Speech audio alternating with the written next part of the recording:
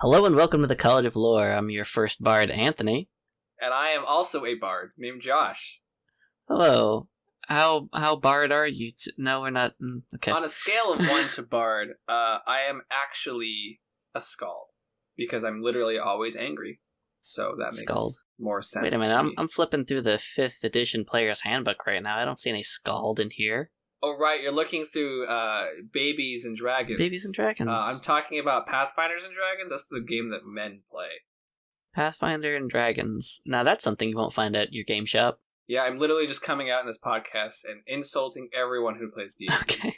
Let's bring the Call of Cthulhu players here. Let's get those guys out. In a D&D podcast. You know, Gen Con's coming up pretty soon. If you want to just insult everybody, we could go there, and that'd be a really good venue. Do you think that I'm some sort of nerd? That I would go to Gen Con? I was going to give you tickets, but okay. I guess we're not... I am a nerd. It was a rhetorical question. I was on my nerd Discord thing, and someone used the term nerdfluencer. I don't like that. I'm gonna let that one sit out there in your ear. I've decided that I don't like that. Yeah, that's nasty. Yeah, that's pretty harsh. But you know, D&D's pretty cool. What are your thoughts on the Dungeons and Dragons? I do like me some Dungeons and Dragons. Oh, okay. Yeah, I do. Surprise. What's your favorite class? Gee, if I had to pick a class, I always try to pick a new one every time. I actually roll every time I play a new class. I rolled for the fighter. I didn't roll for Inquisitor. That one you suggested to me. Maybe it was a joke. Okay. I'm not sure. But my favorite class is the question that you asked. Favorite class. I haven't thought about this. I think Cleric. Is my favorite class. Why do you think Cleric is your favorite class? Is it because you're a low-key religious zealot? Yeah, I like converting all my friends. There's something about the duality of like being in a tough situation, but like the preacher in bunch of different shows who is like stuck to their faith and is like, you know, sticking it out there. Any trial that comes, they go back to it and their faith is constantly tested. That's just a great trope in writing. So what you're saying is that in a tough spot, you like to rely on a higher power instead of dealing with it yourself. I like that. Whoa, it's got a little deep, but yeah, I think you do have to rely on yourself as much as you can, and then when it comes to like other people, like bringing people together through faith is a pretty powerful story writing implement, which I like to see done in my D&D game. So I think that's why I like Cleric the best. Amen, brother. Amen to that. Yeah. Praise the Lord. What's your favorite Dungeons and Dragons class that isn't in Dungeons and Dragons because you don't like Dungeons and Dragons? My favorite Dungeons and Dragons class that is in Dungeons and Dragons and also in other tabletop games like Pathfinder, the man's game for adults, is the Bard. But they're also very similar in both aspects. So, yeah, you know, there's just something about being able to talk your way out of any situation, whether it be in real life or, you know, not real life, like weaponizing your language and manipulating the freak out of everyone around you. And then turning around and be like, hey guys, I'm inspiring. Let me sing you a song. Or fart. Yeah, it's mechanics. You could literally just do anything. And then, you know, there's something really freeing about that, you know? What about, like, playing your favorite class wrong? Do you think there's a wrong way to play your favorite class? Are we talking about, like, outside of mechanics? Yeah. Not for bards, I don't think. No? I think bards are more flexible. Yeah, they're just talkers. I mean, there's no good or bad. Like, people think that maybe specifically Paladin is probably the most pressed when it comes to playing a class wrong. Sure. Because, you know, they have to follow their deity. There's rules. I mean, with a bard, you don't really have, like, hard logistical rules. There's no mechanical rule that's tied to roleplay. I mean, can you think of a wrong way to play a bard? Yes. Other than, you know, being a complete asshole. Well, yeah, I think, like, stereotypically, when I'm browsing through Dungeons and Dragons memes, as I do in my off time, I'll see memes where it's just like, and then the bard seduced the dragon. Like, okay, don't seduce everything you come across, maybe. That can get annoying. If my favorite class was bard, and someone was like seducing everything they came across, I'd get a little annoyed. It's a little that guy, like, well, that's what my character would do. People who like jump to that's what my character would do because of their preconceived notions of what certain classes are. So maybe we could go into that a little bit. Like, what are some other ways? Well, in that respect, I know that's just one example, but I think that's more of a DM's fault. I mean, one, a dragon isn't going to be seduced by a mere mortal in most cases. If the dragon has any self-respect, even if they were to roll, like a natural 20 is not an instant success. In the same way that a natural 1 isn't always technically a failure for skill checks. That's a homebrew rule. So I think that goes on the DM's fault. If you try and like fuck a dragon, then the DM is letting you do that. So that's kind of on them. I wouldn't say it's the player's fault. I mean, if the player is still doing that when they're fighting dragons, it means they were like level like 15 plus. And that means they've been doing it for 15 levels. That means the DM has put up with it for 15 levels. That's a long time. There's something wrong already. The seduction of a dragon isn't the root of the problem here. How often have you gotten to level 15? Source. I have never gotten to level 15, actually. I've always died beforehand. But I have played in high-level campaigns. But I wouldn't say I got to level 15. I started at 15+. So, and most of the time, I'm basically jamming anyway. I don't have an opportunity to actually level up my characters. Okay. You know, a few times that I did, the DM had something come up or the party fell apart. Oh, they just wanted to kill your character. Or they just wanted to kill my character because he was too awesome. Not because he was annoying or stupid in any way, you know what I'm saying? Like, something weird about DMs who have it out to get me. I don't know why, but it's their fault, it's not mine. Totally. Well, like, let's talk about that. Let's talk about, like, really over-the-top, like, stereotypical ways to play your character, and then starting with our favorite class, and then, like, better ways to do it. So, like, a cleric. A really bad way to play a cleric would be, like, same as a paladin, lawful silly, or lawful stupid, where you just, everything is good, and the good of the everything versus, I can't see anything but good and evil. If you're not good, you're evil. That's kind of tired, in my opinion. But if it's your first time role-playing, I guess, yeah, it's up to the Dungeon Master, like you said, to really give you, like, a broader spectrum. Paint with a larger paintbrush.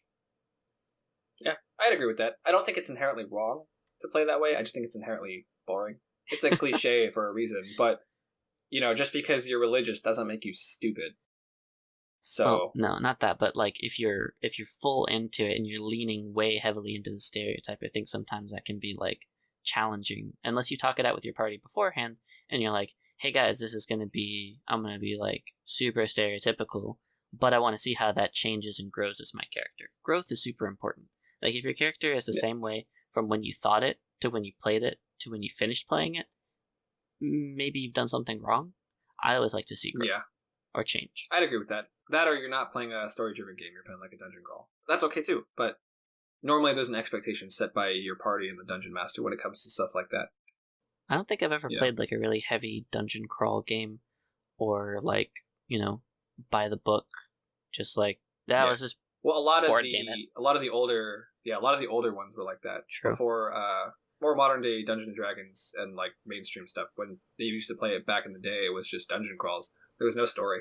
It was just room after room after room, fight. Or and people were cool with that. You're walking and you're walking and you're walking, and you head to the next town and you're walking and you're walking and you're walking. Very Lord of the Rings. Yeah, pretty much. The game has definitely evolved into more of a narrative regard to, story. Story is important now than it was before. Those guys' calves must have been ridiculous. Frodo must, whew. They don't wear shoes. No, they don't. Yeah. Actually, hobbits, or halflings, technically they're halflings, they grow, like, thick skin and fur under their feet. Uh-huh. So they don't need shoes. Like, that's the whole lore behind them not needing shoes. Oh, man. So it'd be super weird if you're like, I want to be a halfling cobbler. That's my background. That would be weird. That would be super just weird. Like obsessed about what are these things that are on It wouldn't be weird. Feet? It just would not be profitable. No one would wear shoes. That's why he went adventuring. Making these things. I need to get out of this hamlet, dude. No one's buying my shit. Oh man. But kind of veering back into the main topic. I mean, I don't really think that there's a wrong way to play Bard. I think there's stupid ways to play Bard. Okay. This is personal though. Like you said, seducing everything. It's not wrong. It's just kind of boring and flat. You know, if you want to be that guy who's like the player, because I mean, you know, you're living out your fantasy, and that's cool, I guess. Someone talk to me. Yeah, man, woman, dog, please. I'm actually less annoyed by that, and more annoyed by people who feel the need to make their character incredibly like whimsical and silly all the time. People have this impression that bards need to be small halflings and gnomes, and they need to run around with a lute and just serenade everyone, and they're loud and rambunctious. But you can be like quiet or serious and still be charismatic, you know? Right. One of my bards that I made was a dude who just had hakas, and he was mean. So it's a thing, but the stereotype isn't necessarily wrong. I just think that people get very stuck on the expectation that's been set from like movies like Lord of the Rings, or other, you know, high medieval or mid-tier medieval fantasies, and then they see the classes and they assume that they're the same thing. Same with like barbarians. Everyone assumes they're like feral, like big orcs dudes with furs around their necks and they hunt. Yeah, exactly. I mean, technically they are big dudes because they're strong. Yeah. But barbarians, they don't have to be like dumb meatheads. You know, that's true. They don't have to be. No. I mean, like, yeah, tribal. I've seen that a lot, but I've also seen a really good way for a barbarian is it was a little edgy, you know, D&D. Everyone's dead, and the backstory. It was a husband who lost his whole family, like very Punisher, and he got his power from his rage when he thought about like the death of his family and how they were unjustly killed, and he didn't deserve to, you know, make it out alive, but he did. That was a really cool barbarian. Yeah, that's really cool. Yeah, people just think, oh, I'm just so angry and stupid and I hate everything. And, like, that's not wrong, but people feel like they need to be fixated on that. In the same way that, like, a fighter doesn't have to be or can't be religious. Yeah. You know, I ran a game once, it was low magic, and people would choose fighters for religious classes. They still follow gods and stuff, but it was more, like, distant, you know? Mm-hmm. But it was still the same because it didn't really affect the mechanics other than the fact that they didn't get direct divine spells. Sure. But I mean, you can still worship a god. I mean, peasants and commoners do it all the time, so why can't you? Why don't they have spells? Exactly. Man, those gods are so picky about who they choose to give their magic powers to. Hey man, there can only be so many main characters in the story, alright? And sometimes you're just an extra. Real talk. Oh god, imagine if like lessons. You ran Drum a game. bars. Yeah. Oof. Dropping, well, what do bards drop? Alright, you're in a bard, you're in a tavern, you spit some hefty rhyme. There's no mic to drop in. Well, sometimes medieval high depending fantasy. on the bard, they drop pants. Okay. Because you know they're high charisma, obviously, and everyone is apparently a seductress when they're a bard. What else are you gonna use the high charisma for? Exactly. I mean, sex, right, guys? Hey. Is that how that works? Actually, this was in your campaign. I had a ranger who had like shitty charisma. Yes. Like 8, and he would just kept hitting on this lady, the wife of some guy, and he always failed because he was some poor lonely drunk bastard. And she was married. Yeah, but it didn't matter. It just I mean, you know, you don't have to be good to do something like it. I didn't expect him to ever succeed. But it's something that he would do. Svetlana thought Russell was a sweetheart. Yeah. Yeah, she was. Oh, man. Good times. That was Kingmaker, Pathfinder. So, I mean, there's tons of other classes in Pathfinder as well. It'd take forever to go through all of them. But, like, just hitting on the main ones, wizards, I think it's important to play every class, like, once, or just, like, try to, if you're lucky enough to be able to play on multiple games. Just play one stereotype, just like run through it, get it out of your system, and then like stretch and evolve in your role playing. Like it'll get better over time. My first character I ever played was pretty weird. It was a bad example. But my first actual character that I played after that. The first character that you liked. My second character. He was very stereotypical. He was like he was this nice guy paladin, and he couldn't talk to girls, and he was like so that was interesting. But thinking about like breaking away from the mainstream was always like super important to me. I don't know why. But I knew the propensity to like how bad it could be. like it when you lean fully into the stereotype, but also like it's kind of fun too sometimes, especially if everyone's on board with it and you talk to your dungeon master and you're like, yeah, I'm gonna play a wizard. He's gonna be this like super nerdy guy, and he's gonna just constantly be like, well, actually, according to the math of this one right here, you can't actually jump over the bridge, but if we take the halfling and we throw him over the bridge, then perhaps if I cast a featherfall and while he's in pig flight, then he should be able to sail right over the chasm. And that's an excellent nasally voice. Thank you. I'm looking at the peaks and the bars on Audacity. It's so bad. I agree with that. I think that not necessarily keeping cliches is not necessarily bad. It makes it fun. But as long as it's conducive to good interaction with other players. Like super edgy rogues who steal from everyone, that's shit. That's just shitty. That's objectively wrong. Fuck all y'all who play those people. It's not fun. This is a team-building party game, and you're robbing your team of their fun. And who the fuck would ever want to play with you? But, if you're like an interactive, you can still be a thief, but if you do it in a way that's conducive to fun and roleplay and helping your party, and sometimes causing drama, but not making it like, oh, with my character would you all the time excuse, then yeah, it's good. Like, a rogue is good at stealing, so sometimes he steals shit, But if it's just like, I'm going to steal all the party funds, and now I'm going to steal that paladin's magic weapon, and then I'm going to kill all the babies because I'm a rogue and I lost my family in a village and my name is Sasuke, then fuck you. Ow, the edge. Yeah, it's stupid, and, okay. I actually have a rule in my games generally where I try to avoid very anime-esque backstories for that reason, because they're all just so over-the-top dramatic. And shout out to all my anime homies. I think the writing most of the time for those things, or spin-offs of, like, trying to make renditions of animes is generally very lazy. So I try to avoid it. Okay. If it's good, I'll take it, but most of the time, it's a hard sell. Can you tell if someone, like, is maybe a fan of an anime that you haven't watched, and they're like, yeah, I'm going to play this character, he's kind of like the... Can you tell just, like, from the backstory, like, if he's an anime character? Not always. Generally, I'll talk to them about it, and then I'll find out. But a lot of anime, especially mainstream anime, because I'm a closet weeb, follows a lot of the same formula. In the same way, like, every genre does. Like, Disney follows its own formula.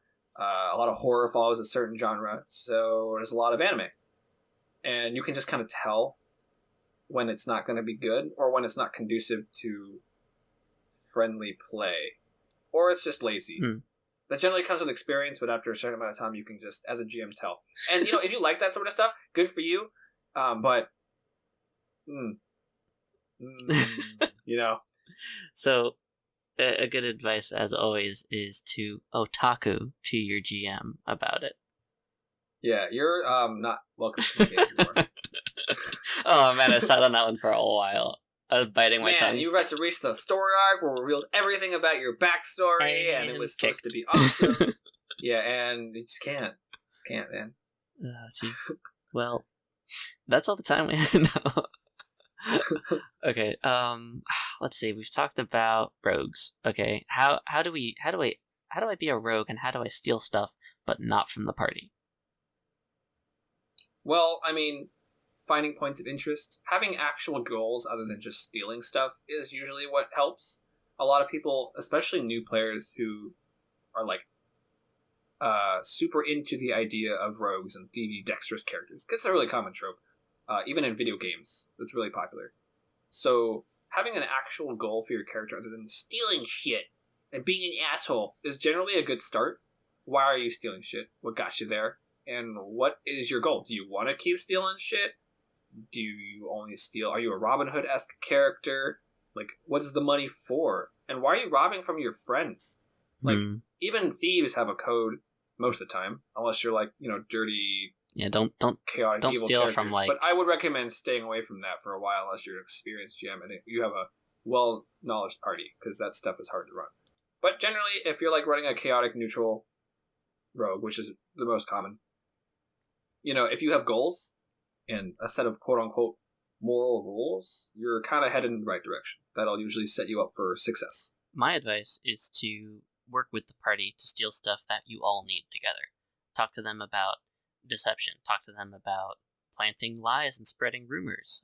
Barry did that in our last game, and I loved it. That's such a unique, cool way to play a rogue, using your charisma, using the tools at your disposal, and spreading lies and rumors. Well, to be fair, most rogues don't stat charisma. Oh, really? Larry's is an exception. Yeah, I mean, rogues don't need charisma in D&D. That's true. Pathfinder most of the time. But, I mean, in the off case that they do have it, then yeah, go for it, I say. You know? And in regard to, like, sleight of hands and stealing and stuff, you can use that stuff for politics. True. You know, slipping false evidence into people's things. You can reverse steal. Mm-hmm. Or you can steal artifacts or points of interest, other than just gold. Yeah, I need gold so I can buy my loot. Like, or working with the team to do a heist episode. I love heist episodes in I say episodes, but they're like, you know, parts of a campaign. But they're so fun. That's the word. I love it. Yeah, heist episodes are a lot of fun. Well, and you know why it's fun, right? It's because the party is working together to achieve this task, and the rogue is exceptionally good at that one thing. So they feel important, and then the party gets what they want. Yeah, GMs find ways to highlight your characters. Find ways to highlight your players, each one of them. Okay. What are your thoughts on, what about sorcerers? Sorcerers? I don't have a lot of experience with sorcerers, to be honest. Just like wacky sorcerers is the only trope that I've seen, just like, always casting magic, always like trying to trigger the wild magic table, burning down taverns. Fire sorcerers is the number one most common trope that I know of for sure. Like, I just cast fire and I fireball everything.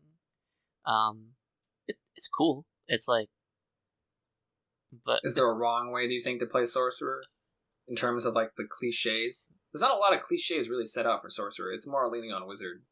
Yeah. Or warlock. Anything that causes you, like you said with the rogue, to stray away from the party, or like, you know, not have a discourage group play, I guess is the phrase I would use. Anything that, you know, like, oh, my character goes off alone and does his alone thing, and this is alone time. Great, now the GM has to take a break from talking to the 3 other people, or however many at the table, and talk to this one guy in particular. And it may or may not do anything to advance the plot. It may not do anything to, you know, help the other people, and everyone just whips out their phone, and that's the end of the game, pretty much. Yeah, and then you also your GM has to recalculate. You know, suddenly you have 3 people in a 5-party combat encounter that's set up for all of them, and then everyone is like, "Oh shit, we're in trouble." Also, there's this weird tendency for people with like sorcery and warlock classes, especially, to feel like they have to be under the guise of something evil. Oh, evil, yeah. Like, especially warlocks, like, you think pact, and the immediate thing you think is, like, servitude and demons. Not necessarily. It's just a greater being that you don't really understand. That happens which to could be a demon. Literally be anything. Yeah, that happens to be... I mean, it never actually, in D&D rules, specifically states it's a demon. One of them says fiends, yeah. Yeah, one of them says fiend. You have the option to do it. Like, playing a warlock who follows an evil being is allowed and not wrong. Okay, so how do I it doesn't follow technically an evil have being, to be. but be a good guy? I mean, you follow it and you can still have your own motives. You're not a cleric or a paladin. You're not preaching the message. They give you powers, and, you know, the enemy of my enemy might be my friend. So the fiend might have an objective that he wants you to meet. You may or may not agree with that objective, but it's a mean to a different end, perhaps. Maybe you need to do something bad in order to save your town or your family. Or, you know, your cause might be noble. Your means might be questionable. That's a delicate balance for a dungeon master. Yeah, but that's, again, up to the dungeon master. I don't personally care too much for the alignment system, like the chaotic, neutral, the evil, all that stuff. I think it's too vague. We're getting a little off topic, but I think it's a little too general. I mean, moral ambiguity and black and white, you know, what's good, what is wrong. Is it up to the players? Is it up to an overarching rule system? Is it up to what you think you're doing? Is it intention versus action? Okay. It's too much to put into 9 different subsects, and I think that generally it's easier and better if you kind of work with your players on what your god would consider. So, like, if you're a paladin and you're following a god, you care about what the god thinks, less about what the world thinks. Okay. I think players should also have that type of interaction, like, not good and evil so much, but am I helping the party or am I hurting the party? Am I, more of a loner or more of a togetherer? Those are words. Definitely not a bard in real life. Actually, I'm a thief, and I've snuck in here and taken on the guise of a bard. Well, your thievery is it's not really showing. You haven't really stolen anything yet. So I guess you're doing a pretty good job pretending to be a bard. How do you know? Unless you're going to steal all my gold, and then I'll hate you. How do you know I haven't already stolen it? What are we stealing? I've wasted a bunch of your time so far. I don't know. I quite enjoy talking to you, Tony. I like talking to our audience of 12 people. 12? Nice to see a lot of new faces in the crowd. I have a large family. You're just gonna individually show them. All right, watch this. I know you know nothing about Dungeons and Dragons, but please. I need 12 people. All right. I'm contractually obligated to have 12 people.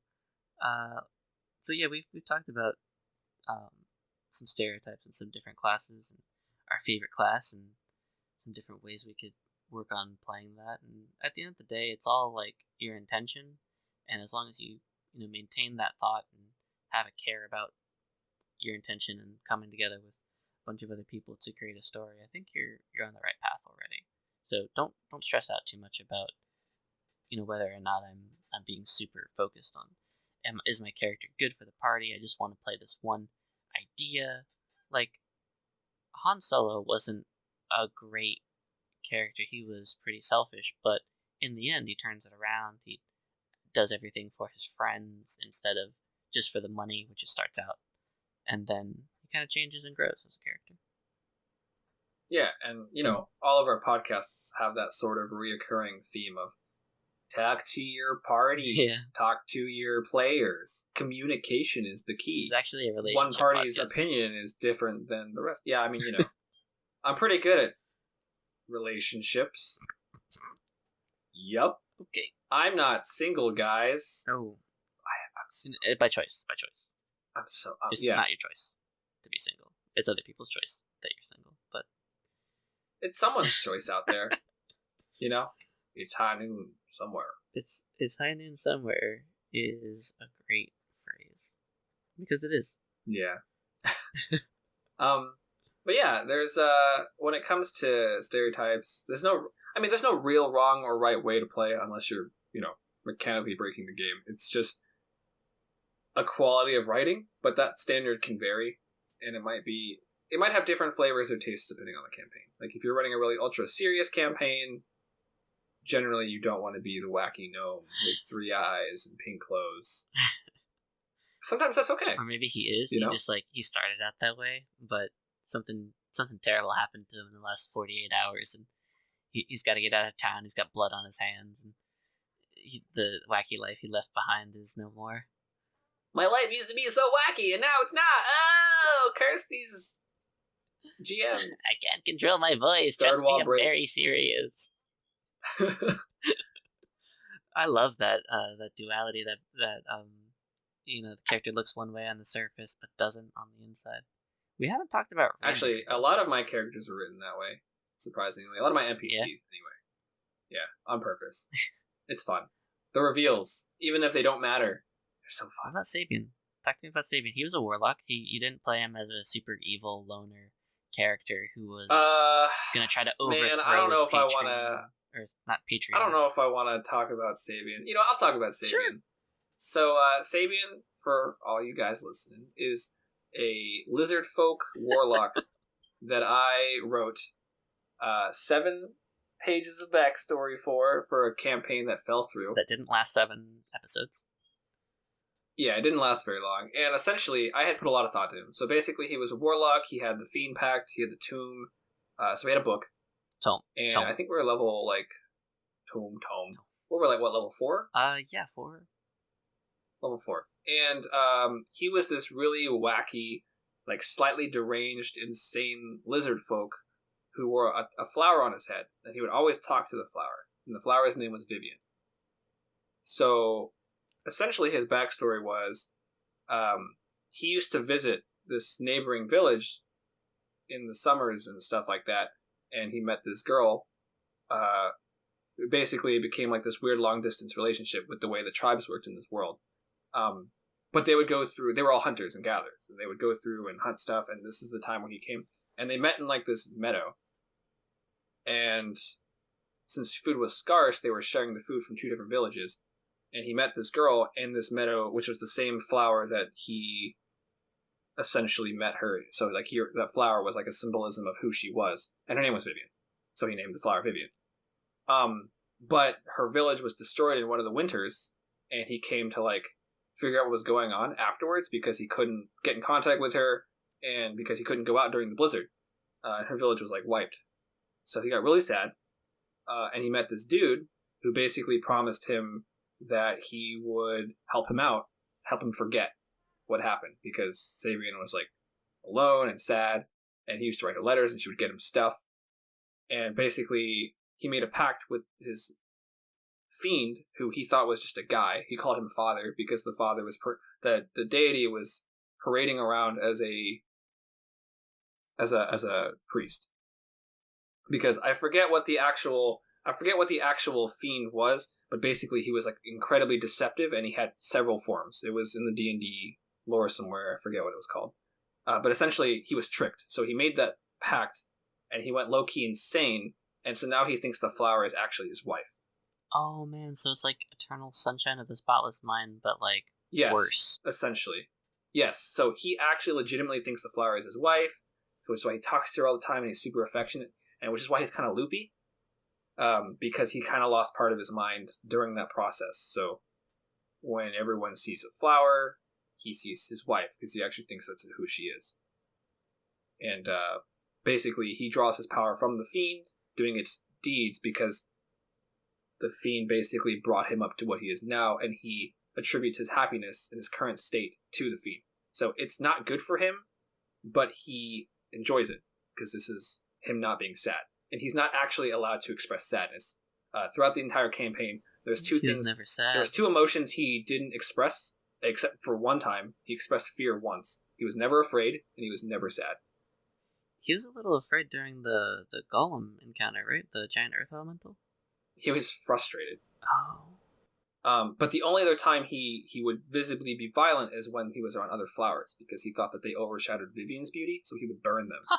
Which is why he always burned flowers. There were triggers. Like, he had a list of things that if he encountered them, he would have outbursts of like flashbacks of like who he was, and he hates that. So he burns flowers. If people mention certain things, if you went through his pack, I had a written and like photoshopped letter from Vivian to him, which is why I would ask whenever someone went through his stuff, like, you going through his stuff? Because I would send them the letter. Okay. But he was a sad character. I honestly didn't know where my GM was going to take him, but at the time I was going through some stuff, so I basically projected that feeling onto Sabian, because he has a front of like happiness and stuff like that, which isn't really a front in his own mind, but it kind of is. It was like an unhealthy way to adapt to his surroundings. Well, thank you for sharing that. That was very insightful to get a glimpse into a character that I've played with for a little bit. And yeah, Sabian was always laughing and saying some outlandish weird thing, and everyone would just be like, "Oh, that's Sabian, I guess." Yeah, people just assume that because I was a warlock and a magic caster, I was just making some loopy insane character because they were fun and quirky. Yeah. But that wasn't actually the reason. I mean, I wanted to run a fun, quirky character, but he had like a really serious intellectual side to him, because he was really smart. He was like one of the main, I guess, nature boys of his tribe. Mm-hmm. I guess that's how they would describe a smart lizard in his tribe, which is why he was so intelligent. Yeah, he came in clutch. He had the highest intelligence in the party. Yeah, he knew all this weird stuff that no one knew. He would go around and just know what to do. Oh yeah, and he was also very impulsive. Yes. He would just go do things. He would just run off because he was used to being alone and wandering, so he didn't care. And he kind of had a low-key death wish most of the time. That's another thing we should talk about, is characters with death wishes. It's good and it's awesome, but it's something that needs to be brought up in character to talk with. Like, look, dude, we're hanging out together, we're making money together. You can't keep running off like that. That's the type of conversation that needs to happen in any game in character. you mentioned it to us out of character plenty of times. Like, look, Sabian's crazy. He just goes off and wanders all the time. And so we're like, okay, cool. But it needed to be, I think, talked about in game. There's another game I played in where one character had a death wish, but I mean, he leaned super heavy into that.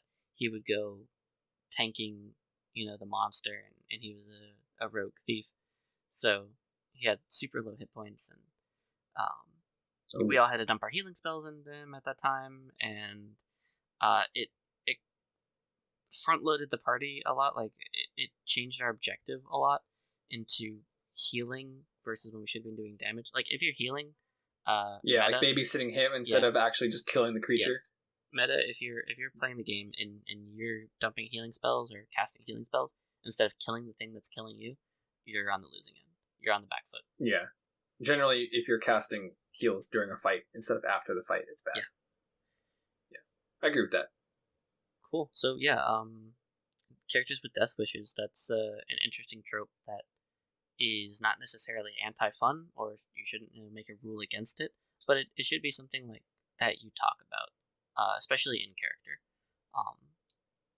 I think it's more important in character. I agree with that. Than out of character, because if it's in character, then like your character cares about them. Congrats, you've made progress. You're joining together as a team. Yeah, and I think that if you're going to do a Death Wish character, it can't just be, I'm sad and I'm going to go and try and kill myself. Because ultimately, what's the point of even trying to be a hero if you just want to die as a character? Because you're setting your character up to actually die.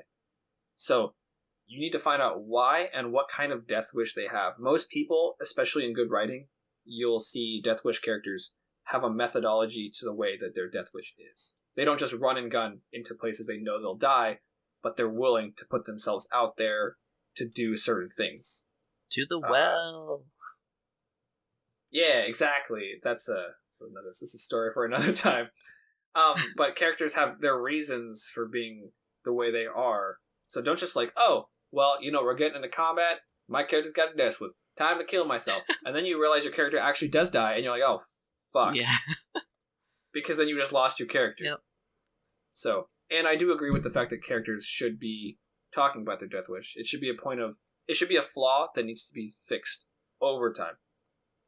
Because Mary Sue characters are boring, and Death Wish characters who end the campaign as Death Wish characters haven't grown. That's pretty shit. So, it should be a problem that is approached to be fixed eventually. Yes.